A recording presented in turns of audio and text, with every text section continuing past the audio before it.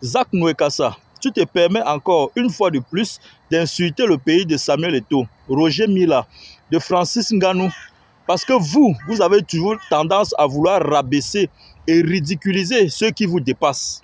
Parce que je me rends compte que depuis qu'on a baptisé le Cameroun continent, là, ça te donne les insomnies, tu ne dors plus. Tu étais d'abord tombé sur Francis Ngannou. Aujourd'hui, tu es en train d'insulter encore les Camerounais et le président. Mais je vais te répondre de la plus belle des manières.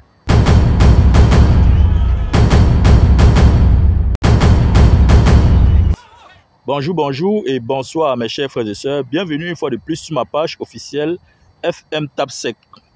Ce n'est pas parce que les Camerounais sont complètement plongés dans le buzz et les querelles inutiles, au point où ils ne se rendent même pas compte de à quel point certaines personnes sont en train de piétiner leur pays, que toi tu vas te permettre, toi Zak Nwekassa, te permettre encore une fois de plus de traiter les Camerounais des affamés. Tu demandes si les Camerounais mangent même.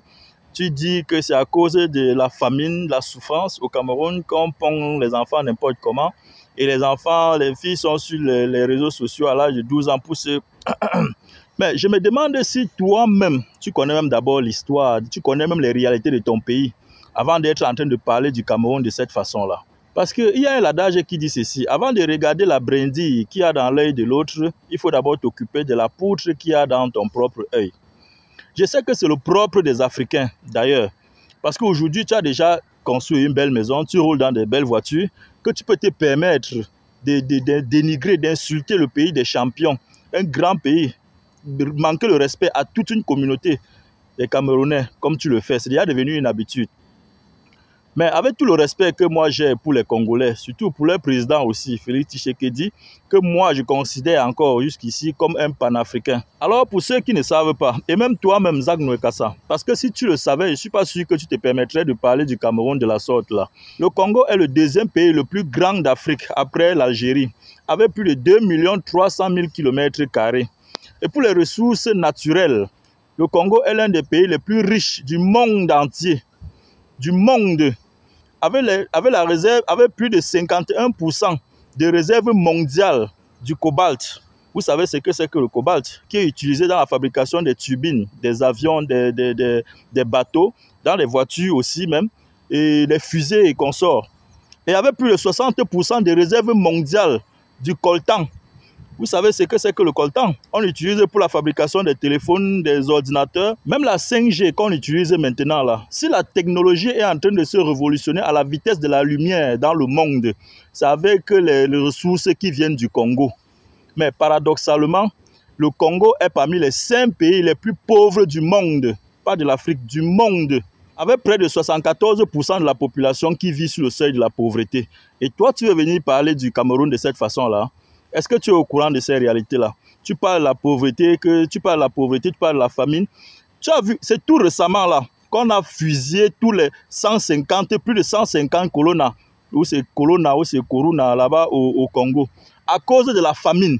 Les enfants, les adolescents de moins de 10 ans, entre 10 ans et je ne sais pas combien, sont en train de sortir les machettes, les couteaux, découper leurs frères pour chercher de quoi manger, découper les êtres humains comme eux, leurs semblables, rien que pour chercher de quoi manger. On les a fusillés devant vous là, vous n'avez pas vu. Ça là, tu ne parles pas de ça. C'est la souffrance du Cameroun que tu parles de ça. Je ne sais pas ce que tu as contre les Camerounais ou contre le Cameroun. Pourquoi tu ne parles jamais des prouesses du Cameroun?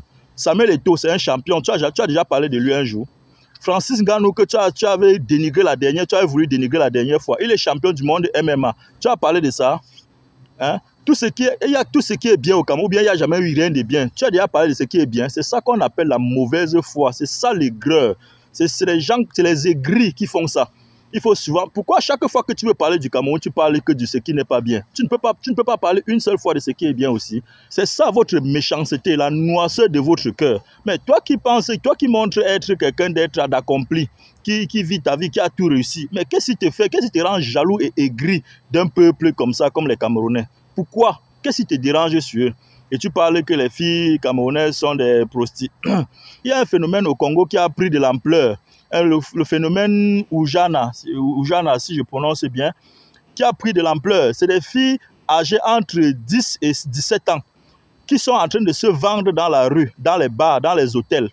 Jusqu'à tellement ça a pris de l'ampleur que le gouvernement est même entré, la police est même derrière entrée, parce que c'est trop. Ça là, tu ne vois pas, tu ne parles pas de ça. C'est pour le Cameroun qui t'intéresse. Regarde comment vous êtes méchant. Voilà que tellement que vous êtes ignorant de ce que vous avez, des richesses que vous avez, que le petit Rwanda est là-bas en train de vous malmener. Regarde comment il vous traite là-bas. Regarde ce qui est en train de se passer chez vous. Tu ne parles pas de ça. Ça là, ça ne t'intéresse pas. C'est le Cameroun qui te plaît trop. Tu as vu? Bon, heureusement que le président qui est là, il est en train de faire tout ce qu'il peut pour essayer de régler la situation là. Mais je vous souhaite le meilleur, monsieur le président. Avec toute ta notoriété que tu as sur les réseaux sociaux, au lieu de prêcher l'unité africaine, tu es en train de dénigrer ton voisin. À cause de quoi? Tantôt tu dis que Paul Biya avait brigué un second mandat. Et il aura, c'est 90, combien d'années là? Mais c'est quoi ton problème? Voilà votre président là-bas, Félix Tshisekedi, qui est en train de modifier la constitution pour se représenter à vie. Ça ne te gêne pas, ça ne t'intéresse pas. C'est pour le Cameroun là qui t'intéresse trop. Qu'est-ce que vous cherchez derrière ce pays-là, mon frère? Quand vous aimez quelque chose, appréciez. Laissez les histoires. Si vous aimez apprécier, pourquoi vous êtes aigri? Pourquoi vous êtes jaloux? Vous n'aimez pas apprécier quelque chose, mon frère. Vous n'avez pas l'art. L'Africain n'a pas l'art d'apprécier. Quand c'est bon, apprécier, mon frère. Quand c'est bon, apprécier. Quand c'est bon, apprécier. Dites que c'est bon. Vous avez bien fait. Tu as bien fait, mon frère, ma soeur. C'est bien. Tu es bien habillé. Tu es beau. Ma soeur, tu es jolie. Il faut apprendre. L'Africain doit apprendre à dire merci. Doit apprendre. Mais je te dis, apprenez les bonnes manières, mon frère. Vous êtes toujours, regardez les réseaux sociaux, les intrigues, la guerre, toujours en train de vous combattre entre vous, pendant que les pays ailleurs sont en train de chercher à s'unir. Vous êtes en train de vous combattre toujours. Mon frère, arrêtez ça. Alors, je vais m'arrêter à ce niveau-là. Et j'ai dit que je n'ai rien contre les Congolais, mais je répondais ici à Zach Nwekassa. En bon entendeur, salut.